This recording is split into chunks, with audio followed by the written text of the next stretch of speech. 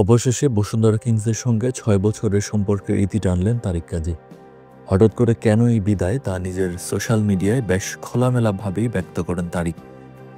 মূলত লম্বা সময় ধরে কিংস ম্যানেজমেন্ট থেকে নিজের পারিশ্রমিক না পেয়ে মনক্ষুণ্ণ হয়েছেন ফিনল্যান্ড ছেড়ে বাংলাদেশের হয়ে খেলতে আসা এই ফুটবলার।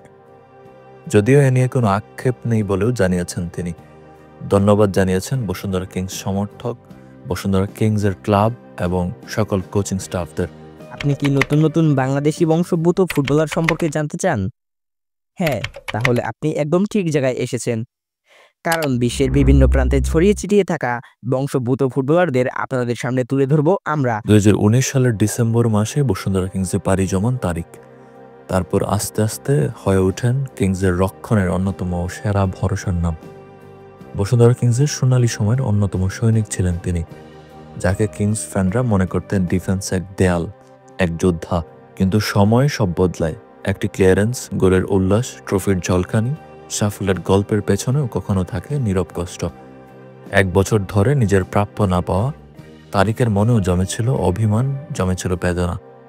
শেষমেশ আজ জানিয়ে দিলেন সিদ্ধান্ত।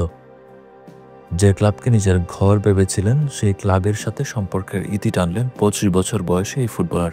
বসুন্ধরা কিংসের সাথে চুক্তি বাতিলের পর সবার একটাই প্রশ্ন, তবে নতুন করে কোন দলে পাড়ি জমাবেন প্রিয় ফুটবলার?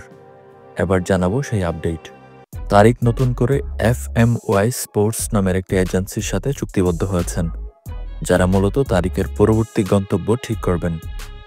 FMY একটি নতুন এজেন্সি যারা মূলত লিথুয়ানিয়া, তুরস্ক, লাটভিয়া, সৌদি আরবের মতো দেশগুলোতে প্লেয়ার দিয়ে থাকে।